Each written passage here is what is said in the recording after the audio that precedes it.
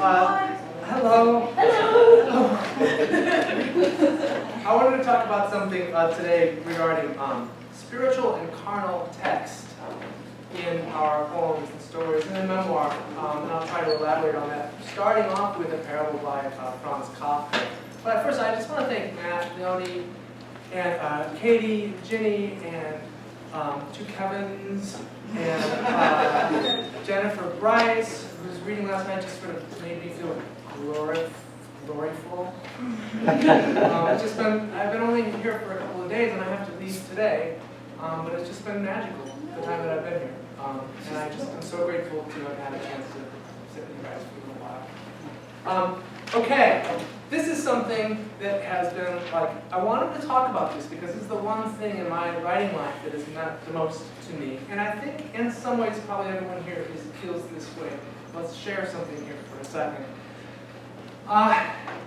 You know how there are certain books or certain poems in our lives that feel as if they've just entered us at a certain moment?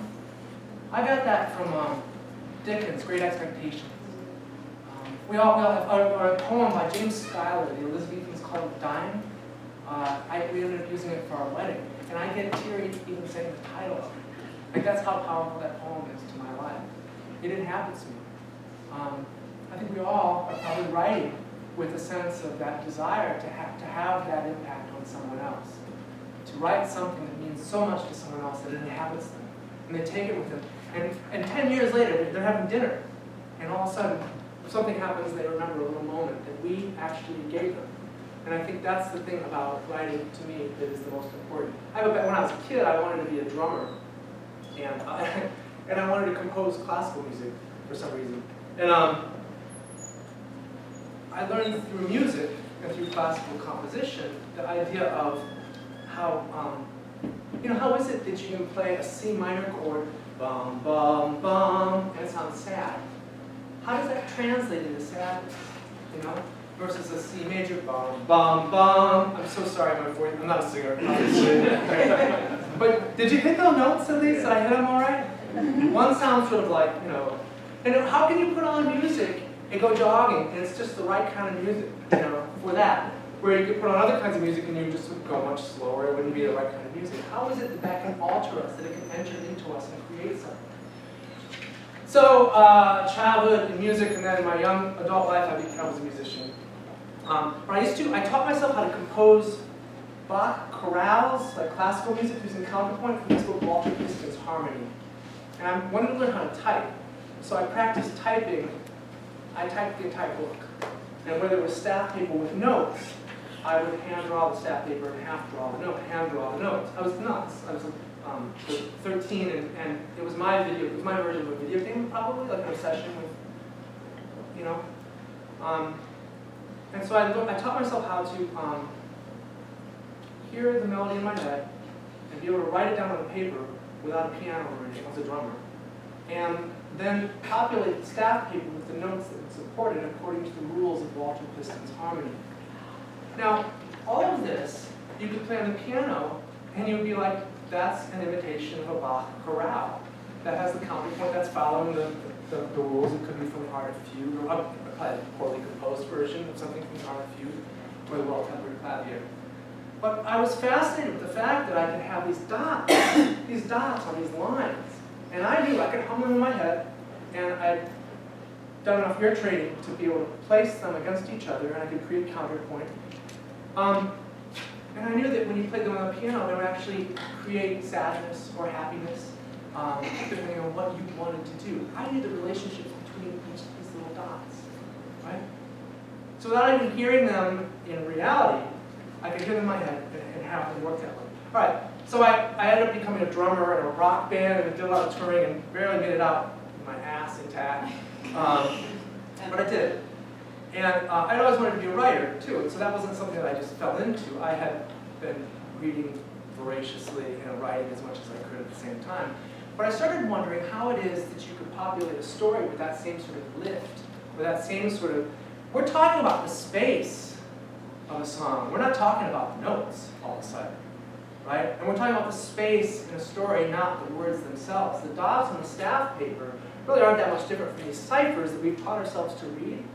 Right? You learn to read this nonsense on a page. What, black little squiggles on white usually, right? And through, when we're really young, we learn to turn those into like cows and horses and fish. Like, that's crazy talk, right? But it's what we do. And I'm going to get to that a little bit later because that has something to do with the internalization process of reading and writing. It's what makes literature, for me, just so magical and different from the other time-based arts like film and drama plays, television.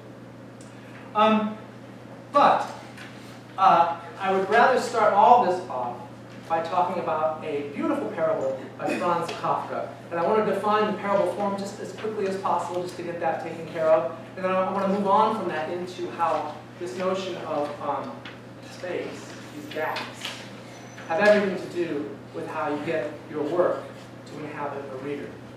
Okay?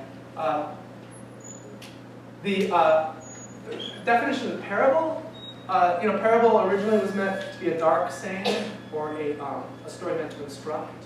That's sort of the traditional when we think about the scriptures and the parables there. I'm approaching it from a more agnostic sense. And that agnostic sense came about, I don't know if Kafka was the first person to do it this way, but I think he turned the parable in more of an aesthetic form rather than a religious or a teaching form. And his parable, Leopards in the Temple, gives a good example of it. The parable goes, it's the first one on your sheet. Leopards break into the temple and drink to the dregs what is in the sacrificial pitchers. This is repeated over and over again. Finally, it can be calculated in advance, and it becomes part of the ceremony. When I first read that, I was like, wow, this is like the local mayor race. You can pour that into anything in your life. Do you see that? Doesn't it conjure like something else? Leopards break into the temple and drink to the dregs what is in the sacrificial pitchers. This is repeated over and over again. Finally, it can be calculated in advance and it becomes part of the ceremony. This notion of a violent break-in of a sacred space and this gang of things drinks to the dregs what is sacred, and they keep doing it, and they keep doing it, and eventually the populace just goes, hey, here they come again, let's make this part of the ceremony, right? Now, you can pour this in all kinds of things. If you were a devout Catholic, or it could be that you think the new Pope is the Leopards that entered the temple, or you might be relieved. I mean, in either way. Again, I'm agnostic politically with this talk too. The current presidential race, on any side of this, you might think that leopards are entering the temple and drinking to the dregs what you hold. You know what I mean?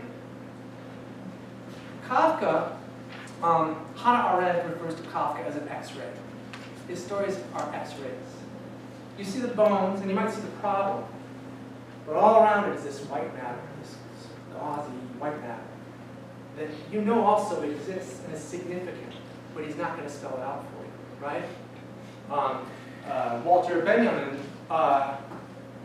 refers to Kafka's writing as gestic. And what he means is Kafka doesn't write stories so much as gestures towards something that can't be described, right? But he does it with precision. He does it with amazing precision. Now, I don't speak German. I have to assume this is a pretty true translation. Like, whatever the German word for leopards is, it's leopards, right? They're not screwing around with cats. You can't screw around with cats in this. This is very specific. Leopards. Why leopards? Why not lions or tigers or bears or lion monkeys? I don't know. Whatever. Why leopards specifically? That is a very precise usage here. I think if it were tigers, I'd feel a little differently. The sense of menace would be a little bit different. I don't know about you guys. I think everyone in here has an idea of what a lion represents. You place a lion in this story, it's a little different. It's not the same. Lions I picture as being more conspicuous. Leopards I picture being more, sneaky. Don't leopards live in trees? Right? They can jump on you. They can get you, like when you don't expect it. There's a sense, for me, leopards is like, ooh, Lions, yeah, whoa. But there's just these little tiny changes in my feelings about it. It's very specific. Leopards break into the temple. Animals, I don't associate animals with human agency. The human agency with breaking in, violently busting, picking a lock, breaking in. You can use it colloquially. Yeah, the cat's broken, or the squirrel's broken into the cellar or whatever, or the attic. But breaking in, to me, suggests human agency. You stick leopards together with human agency, this mysterious animal. Oh, by the way, spots? Leopards, spots. Leopard can't change its spots. So that's sort of fused quietly to the word leopards. This single word has these little, the X-ray is the word leopards, but there are these associations sort of floating around, right? Leopards break into, the moment you stick an animal and you give it human agency, it's really kind of creepy. There's just something about the combination of the two that adds sort of this mystical quality of animals that we find impenetrable, even though they resemble us enough. They're just enough like us, but they're not, and they can't talk, they can't express themselves. So if you take a violent animal and you have it breaking into something, and then leopards break into the temple, not a temple, the temple. That's incredibly precise. But the thing is, as you may have noticed, every single choice here, I've mentioned these first 5 words, is also incredibly ambiguous. There's tremendous precision here, but it's pointed toward ambiguity. It's a sense of controlled ambiguity. And it's that controlled ambiguity that gives us the space between the words to start roaming around on our own.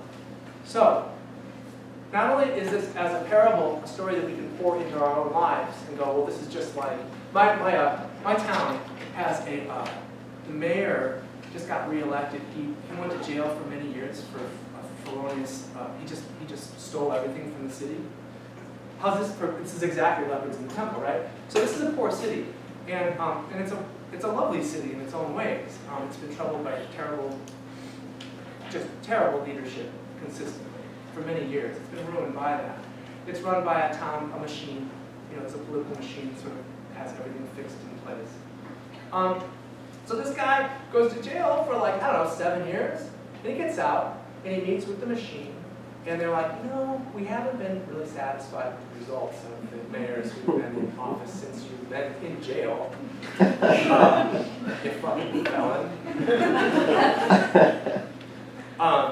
So we think you're going to be in again. And sure enough, guess who the mayor of my city is? Yep, nameless, remains nameless. So this is the way I would pour it in. But again, there's a larger way that this is very precise, just enough to trigger all these associations. So it's a controlled ambiguity. But then even within each single word, these words just bounce off their associations. So this is, Frank Kermode is a critic. I like this guy a lot. He wrote a book called The Genesis of Secrecy. And in this book, he talks about how texts hide their meaning. And it's just this thing that I find fascinating. And he refers to this kind of thing as the spiritual text and the carnal text. The carnal text is the words we're using, right? In workshop or in classes and in the books on how to write, we learn you've got to make, basically, your carnal text has to be doing exactly what you want it to do. All the truisms, like you've got to use active verbs, and you've got, all the things that you're supposed to do. Don't work in a passive voice.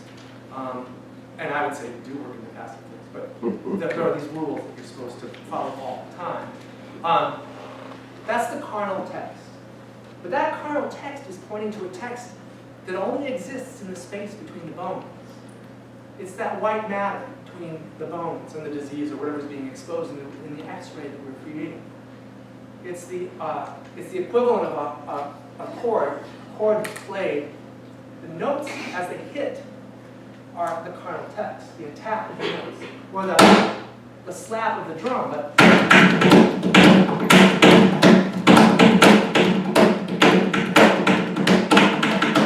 there's a combination of these things that goes way beyond the carnal articulation of those notes. In Africa, the thing I was fascinated when I was 13, I wanted to be able to play the drums so it hypnotized people. I wanted to hypnotize people. And I knew that in Africa they could do that because I knew that in Africa the drummers were just the most remarkable music, most remarkable drumming. They'll go for 3 days and they'll play a cycle of drum patterns, a whole row of them, and people dance for 3 days. And they won't need to eat or drink or sleep, they'll just dance for 3 days. And the drummers will stay up and play for 3 days. They don't need anything. All they need is these rhythms that they're creating. And the other thing that's so amazing about these African drummers, I'll digress for a moment here. They will play a pattern that begins, and it's scripted. They're not just screwing around. It'll begin, and 24 hours later, it will finally end. And they'll start over again. And they'll play note for note exactly every single thing they did during the past 24 hours. Like, how incredible is that, right? So I was 13 and I thought, I want to learn about this. So I learned about polyrhythms and all of that. Basically what you find with African drumming is the rhythms are the carnal text, right? But the spiritual text is actually the space between them as it's pushed into the listener. It's just this crazy thing. It's uniform. You can follow this through music and through literature. John Cage, the 20th century composer, refers to ballet mostly, but he feels this applies to literature as well. Clarity and grace. Clarity is your prose or your verses, your lines, whatever it is you're trying to do. The clarity is the carnal text. The grace is the stuff you can't describe, but it's there. So clarity and grace, carnal text, spiritual text, they're kind of similar. Ricardo Piglia, this Argentinian, refers to it as the secret story. He suggests that every story has two stories, story one and story two. Story one is the carnal text. It's a story that you could read literally. Literally, leopards break into a temple. You could read it like a fable, you know. But story two, the secret story, is again a complete story with its own events, its own chain of causation, all the way along the way, that's operating completely invisibly, and basically the equivalent of the unconscious of the story. And that's all of the inferential sort of rays that are shooting off these words that we're creating as we move along. And it's only through metaphor, when an occasional metaphor pulls up, that story one and story two collide a little bit. And that's how you, we don't have time to talk about this. You know, I would love to really get into this. There's so much to this. I mean, I teach this in a whole semester, from workshop to workshop. I'm trying to give you guys too much. Hopefully you'll take something from this. The idea with powerful endings of stories is when, according to Ricardo Piglia, he's right. It's when story two that's been operating invisibly all the way along, at the very end, just rises up and rears its head for a second. And there's a way of breaking that down. If anyone wants, after this, I can give you my email address and I can send you more stuff. I have thousands of things I can send you about this. The secret story is the crux of what I end up drawing from the rest of my semester once I introduce this Kafka. So, if you want to email me afterwards, we can do that.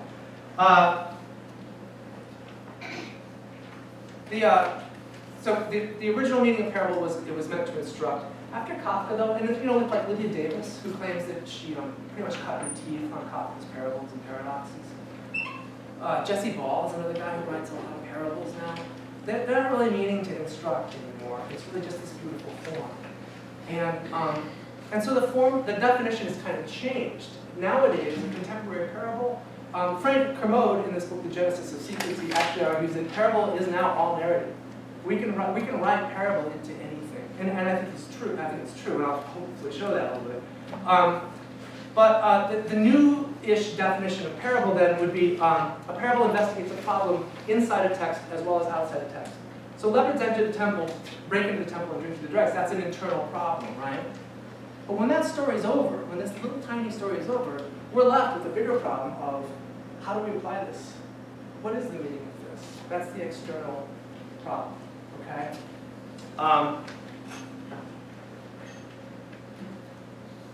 The next thing on the little sheet that you guys have is a poem by Masahida. Oh, this is another one, man. Barns burnt down, now I can see the moon. Like, how beautiful is that? Everyone in this room, I would imagine, has had a barn that's burned down, right? But what a gorgeous way of looking at it. 9 syllables, 9 words, I think.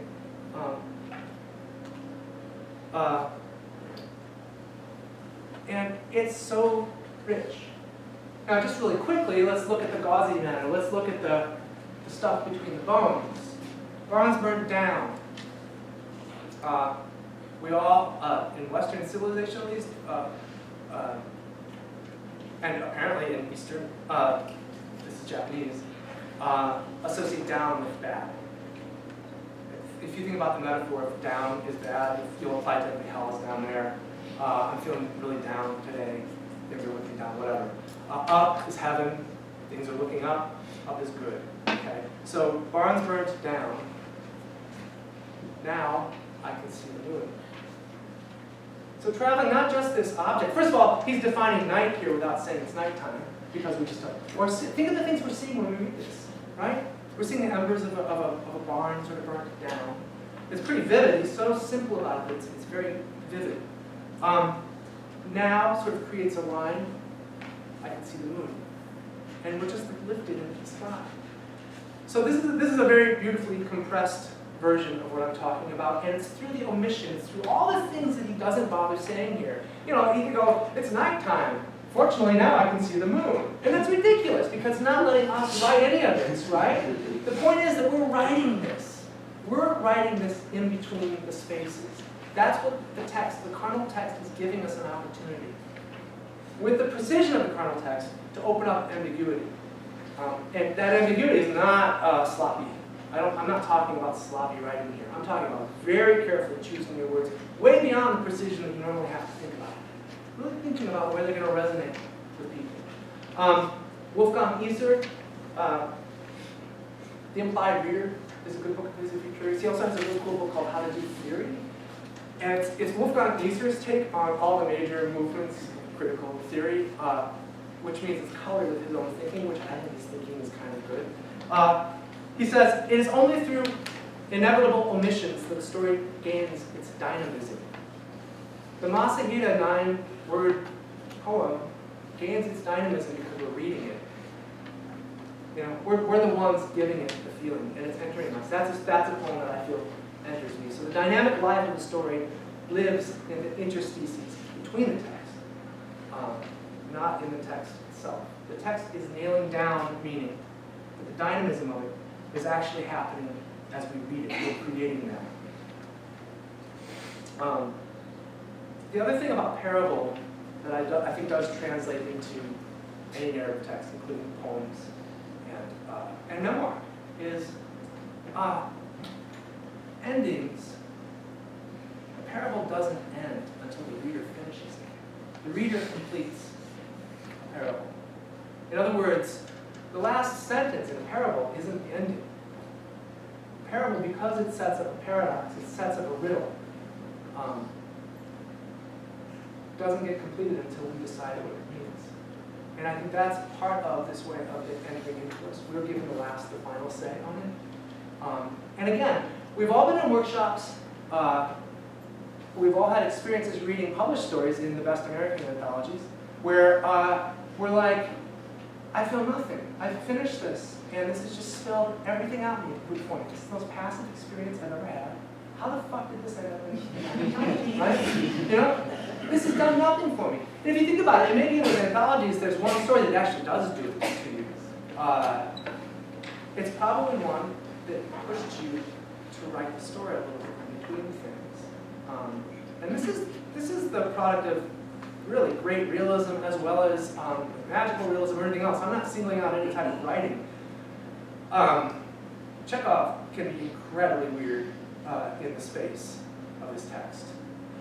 He can make you think for ages from what seems like a simple text, simple stories that move along. So this isn't. This is also agnostic to any sort of genre or style of text.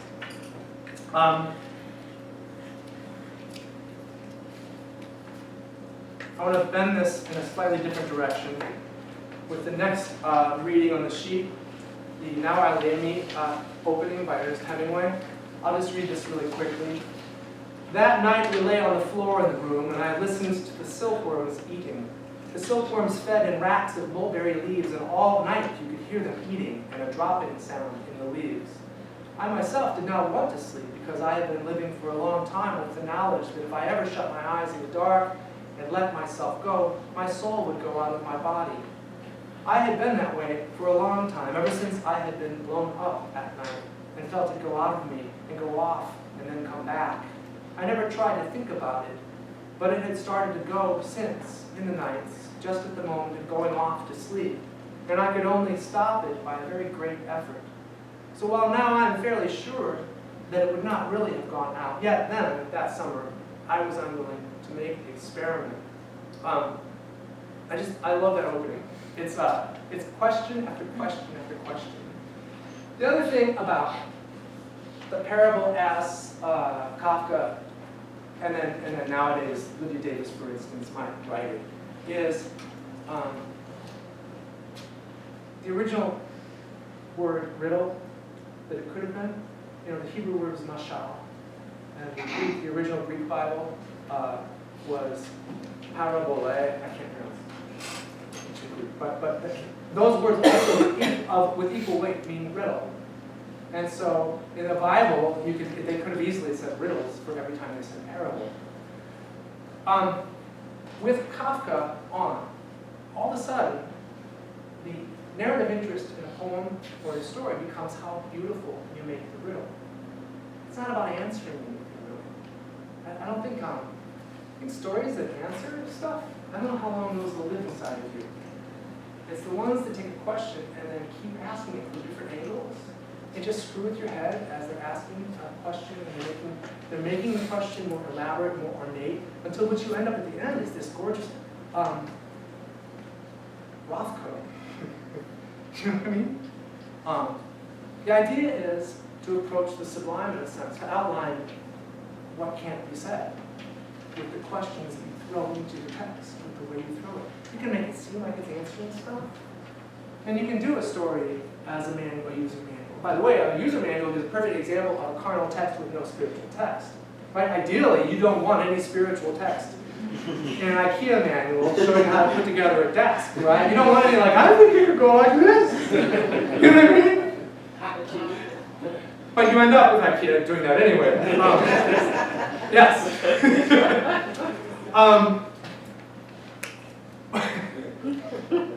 The idea is we want to make our questions beautiful, and we want to elaborate on the questions and layer them and layer them and layer them up. And again, staunch realism can fine with me. You can do that with that. This isn't limited to spacey, surreal stuff. Notice in this Hemingway passage how he doesn't answer anything. I'm just going to pretend I'm asking him questions. That night we lay on the floor in the room, and I listened to the silkworms eating. Ernest, where are you? That you would be hearing the silkworms eating. And Ernest Hemingway was like, here, I'll answer that. The silkworms fed in racks of mulberry leaves, and all night you could hear them eating and a dropping sound in the leaves. You didn't answer my question, Ernest. Where are you? Why would that happen? And Ernest Hemingway was like, here, I'll tell you. I myself did not want to sleep because I had been living for a long time with the knowledge that if I ever shut my eyes in the dark and let myself go, my soul would go out of my body. Ernest, anyway, where are you right now that this would happen, and what has happened to you in the past? Now I really can't stop reading this because I want to know what the hell's going on. And Ernest Hemingway was like, yeah, sure. Here's my answer. I had been that way for a long time, ever since I had been blown up at night and felt it go out of me. Ernest, what's it? Okay, stop it. What's it? Well, here. Okay, Dave. Let me answer that for you. Felt it go out of me and go off and then come back. I tried never to think about it, but it had started to go since in the nights, just at the moment of going off to sleep, and I could only stop it by a very great effort. So while now I'm fairly sure that it would not really have gone out, yet then, that summer, I was unwilling to make the experiment. So your soul is what you're saying, Ernest. He's given us nothing. He's only given us these gorgeous questions. Just this tissue of gaps. The gaps of understanding. Our poems and our stories are composed of gaps of understanding. We close some, we answer some. We're going to find out he's in a war, as a soldier, he was in a encampment, whatever, certain things will get answered. But certain questions will also keep getting reopened or opened anew. And so all the way along, we're interested as long as there are questions, right? So this notion of a gap, this notion of making a question beautiful is also composed of dozens, hundreds of little questions that are opening up. They're like little jewels. And some of them we're going to actually be able to identify as diamonds. Other ones they're just going to be enigmatic. They're just going to be these things that propel us forward in the text. This is another way I would suggest you look at what you're doing. If you start off a story or a poem or something, it's just like, who gives a fuck? You know, don't do that. That's all I have to say. Thank you. You know, sometimes you feel like you have to start a story off like, David Ryan, aged blah blah blah, lived in blah blah blah, and had 4 cows.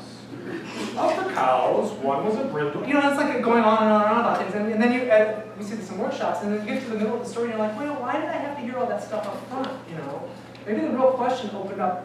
Hemingway always wrote 4 or 5 pages into a story before he found the beginning, but he had to write those 4 or 5 pages. He couldn't just start a story and go, this is going to be the beginning. He had to go, this is going to be the beginning, and then 4 or 5 pages into it go, this is the beginning.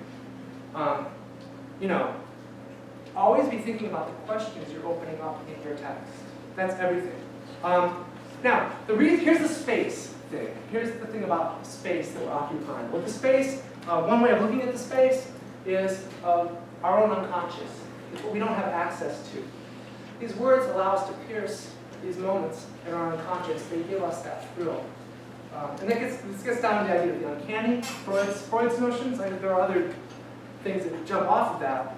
But I'll give you a little primer in Heimlich and Unheimlich. Do you guys know what that is, the Unheimlich? No, it isn't. No. It's Heimlich is actually a German word that isn't the person, no, not the guy. But Heimlich is a word that means, here's what I'm trying to translate in the fluent German that I speak. No, it means home or comfort. Familiar. What is familiar? Heimlich means home, the home thoughts. But what's interesting about this, and this is common apparently in other German words, I love this. As you go down the definitions, the order of definitions, so the first definition is like home, what is familiar? But you get down to like definition 6, and it's home, what is unfamiliar? It's the coolest word because think about it, the word itself is then a home of what is familiar and what is unfamiliar. The actual definitions live in this home that is the name of the word itself. It's like this beautiful little kernel of something, right? Well, the idea is we have a conscious world, and then we have this unconscious world that we're not privileged to know. If schizophrenia and some forms of psychosis, yeah, we come into that. We enter into that, and that's not, that's not a world that we belong in. Hopefully, we don't wish that on anyone. And the idea is that we're protected from the unconscious, and we have dreams, and through the process of condensation and displacements, the unconscious is able to take these anxieties to live in our unconscious. It would give us a heart attack if we had to face them during the day and put like our Aunt Rosie on them, who just keeps baking muffins or whatever, these crazy things that are actually standing in for things that are of genuine concern to us. Okay, home is what we're comfortable with. It's our surrounding world, what we would call our symbolic order, I suppose. The things that we construct around us that feel real. I'm looking at all of you guys, and you are my home thoughts, basically, right? In the back of my head, there's all sorts of crazy shit going on that I'm not aware of, that I'm not even allowed to look into. Sometimes when we write, we pierce that, we pull that out. And when we're like, I don't know how I came up with that, that's the unconscious, I think at least. John Gardner has this whole little essay on fiction as dreamed. It's another thing I teach a whole couple of sections on, is how to translate it into how you really do use the concept of dream without writing surrealist stuff. How you just enter into writing as a spell and make it work that way. The idea is, through the clarity of our word choice, we are then able to penetrate, pierce the home familiarity of someone. Now, the uncanny is then this idea of there's two definitions kind of Freud goes into with the uncanny. There's the doppelganger of Uncanny Valley, where, you know how they have those weird dolls, like comfort dolls, that look like so close to women that you're just like, ah! You know, it's just awful. The Uncanny Valley effect is that idea of, with video games, the closer they make these people, these fake people look like real people, the creepier it gets. It's that sense of the doppelganger coming way too close to a self-resemblance. And so we have that effect in our body. It's like, we're repulsed by that, right? Well, the other definition of uncanny is a similar doppelganger, but what it is, okay, so when we're babies and we don't have any words yet, and we're in a stroller, we're going along, and there's some trees, and we've never seen a tree before, it goes into our unconscious as something that doesn't have any meaning, except it's kind of probably terrifying for a moment, right? And then we see lots of trees, and we're like a sponge, and then we're like, okay, the trees are okay, but what's lodged in our unconscious is this crazy tree. It doesn't have the word tree yet. It's this unknown thing, right? And it's tucked away in our unconscious in such a way that it's like crazy town tree. Don't go to that tree, right? So then we go. So the thing is, so then we go, and we're in Hamilton, New York, and we're like, we pass some trees, and we're like, whoa, I've been here before. There might have been one tree sitting there that actually happened to look just like the tree that we saw when we were babies. The idea is, the uncanny is an effect, a doppelganger of what is home and familiar with what is home and unfamiliar.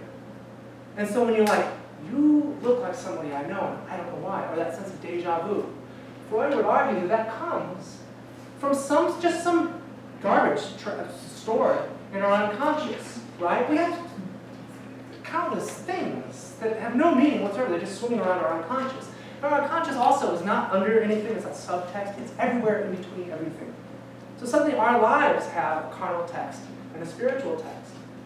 Fiction, poetry, memoir, they're just imitating this sort of strange X-ray world that we live in all day. We have the gauzy matter, the milky stuff sort of floating around without any articulation. And every once in a while, something will creep us out, and it will because, according to Freud at least, something that has been off limits to us has been triggered and just flashed for a second, as we saw something in the real world, in the conscious world, I should say, that mimics it. Okay, what this comes down to then is, we choose our words with utmost care. And part of it is to have a certain precise ambiguity, to remove the things that will help the reader have to think a little bit on their own. You don't want to leave them clueless. You don't want to keep like throwing up things in front of them so they don't know what they're reading. But there's a sort of balance. I mean, John was talking about this morning. You know, you want to give them enough to challenge them. Shklovsky referred to it as roughening the edges, roughening the surfaces of your language, so that it doesn't just come immediately. You don't just spoon feed stuff to them. Make them work a little bit. But then the other thing you want to work on is how you get these words to be so vivid and unusual, so originally rendered and set in context, that it forces the reader to really make so many inferences that they've never seen this before in their lives, and you have them the opportunity to get into their unconscious state. That's sort of the operating theory of all this. Clarity, grace, diction and syntax is what is diction and syntax in this case then, and the associated meanings of words are the carnal text, which you throw out there to then activate the spiritual text. There's one poem, the last poem on here. Does anybody here know Gregory Orr, the poetry of Gregory Orr? Yeah. And do you know his story? No, one semester I had to read one of those books he did about writing. It has some generic title to it. Really? Writing from loss or something. Okay, yeah, he'd be the guy for that. Yeah. Gregory Orr. Sorry. No. Writing from loss is appropriate here. Gregory Orr is this gorgeous poet, absolutely gorgeous poet, and I almost hesitate to even say much about his personal story because I don't know if I know it well enough. He was a kid hunting with his brother and he accidentally killed him. shot and died. And so Gregory Orr's poetry investigates that all the time. He comes at it from every different angle. He also writes beautiful poetry that isn't about that. But we're talking about pretty profoundly spiritual writing. This notion of the unconscious is also why you don't always have to make that much sense to be beautiful. The real, it can leave people sort of hanging a little. And that's what poetry does. A lot of times we finished a poem and we've been moved, just completely moved by it. We don't necessarily understand all of it, but something's living inside of us. Something that has a certain staying power that it might not have if it had been an easy read, if we had had an answer throughout the whole thing. Here's Gregory Orr's Silence. The way the word sinks into the deep snow of the page, the dead deer lying in the clearing, its head and antlers transparent, the black seed in its brain parachuting toward earth.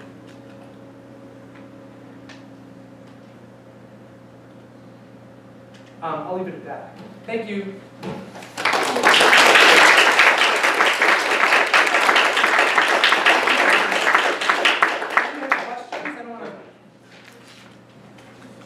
Okay. No, sorry. If someone asks a question, Does anyone have a stalling question they can ask? can you talk a little bit about how the keeping the one questions reply to like personal essay? Yeah, it's in your syntax.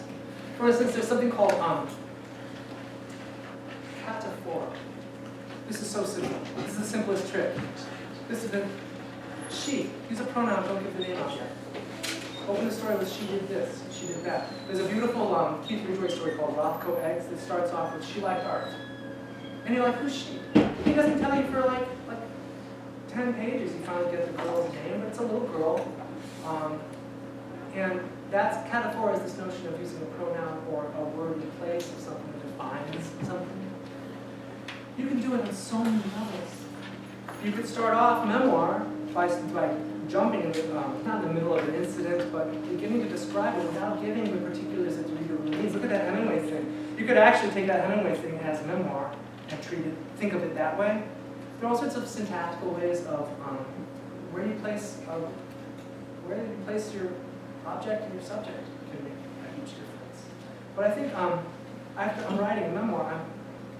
This summer I'm writing a book, and I've been investigating all of that. And I think a lot of it is you can be plain spoken about your story, but you can also treat it as a form of symmetry. You can have symmetry rule it more than the order of the events, or you can have the events ordered correctly with symmetry in the way you use details. You could use the music that's called Stredi,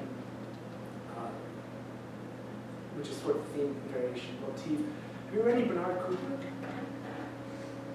Read Maps to Anywhere by Bernard Cooper, and you will see how you can do it. He's incredible, absolutely incredible. Just kind of piggybacking off of that, like maybe I just want you to keep going. But, maybe you could just talk a little bit about like withholding, starting with like she, because there's the right things to withhold and the wrong things to withhold. Right. Like this is kind of a long aspect. I always tell my students this story because they withhold the wrong thing, and like I remember when I first came to this conference, I was like, what do I want to do? I want to write a story, and then I reread In the Cemetery Where Al Jolson is Buried, and I was like, yeah, like, what is she doing? And it was like, she does a thing, and then she withholds the thing, and then at the end, it was like, boom, and I was like, I'll do that. But the thing I was withholding was like, that one of the characters only had one leg. So like, that's horrible. Right. Just because I know not to do that, Right. doesn't mean that I fully have my mind wrapped around like, what. Use Cemetery Where Al Jolson's Buried uses threes, the concept of threes, and uses recursion and consecution. See, this is why we should have a class. I teach that story. The idea is the chimp is the entire key to that story. Yeah. The introduction of the chimp / speech. So tell me something, tell me a joke, tell me something that will lighten me up. And so the narrator tells the story. that's funny about a chimp. If you haven't read the story, we can talk about it a little later if you want. In that, it gets to symmetry, because it is absolutely symmetrical if you follow it. The chimp appears 3 times. By the time the chimp, there's a thing you can do in your writing called repetition and difference, or difference and repetition. It's Todorov and Jeanette and some of these structuralists and people did it. But also there's this guy named Gordon Lish, who's a well-known teacher and editor and writer, and he teaches a similar concept. He calls it recursion and constitution. The idea is you mine words that you've just used to help push yourself forward. So you recursively grab something and then use that same word to push it forward. To be honest, I did it a lot yesterday when I read. A lot of the words that I use, I recycle. You repurpose your words. And so I had mentioned this story by Keith Ridgway called Rothko Eggs. It starts off, she liked art. Next sentence. She liked the art that you found in museums, and she liked the art. You hear like and art keeps repeating. It has a propulsive component. It pushes the text forward, even as it's reaching back and reusing the words. And so you can create a dynamism that way.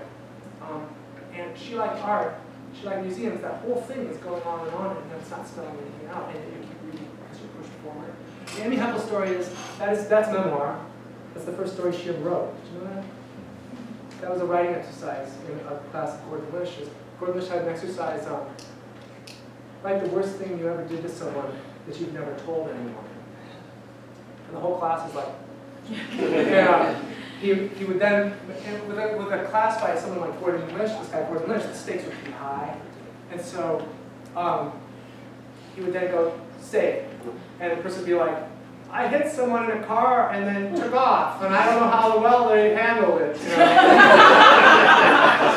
And then another one was like, I didn't feed my neighbor's dog and she died, and I found a new one and it looked just like, whatever, you know, these things, right? And then one guy was like, you know, I set fire to my mom's house. And then at the very end, after everyone just said these things that are just horrible, Lish was like, I didn't say it had to be true. But that was Amy's assignment, was to write the worst thing you've ever done. You've never told me. And look at how many times the chimps show up in that. And look at how many times 3 happens in that. And look at the very first paragraph where she describes, I'm sorry, this is off thing, but this is important. In the very opening, there's a camera looking down, and the narrator gets kind of creeped out by it, and her friend says, don't worry, you'll get used to it. That assimilates with the text as the narrator and the speaker are Coco, the chimp, and the dead baby in a lab. They're being viewed in a lab. We'll talk about, oh, this is me. I'm not telling this is telling me to shut up. Any other questions? We can talk more about it later, but it's a fantastic exercise in this. Anybody else? Okay, thank you.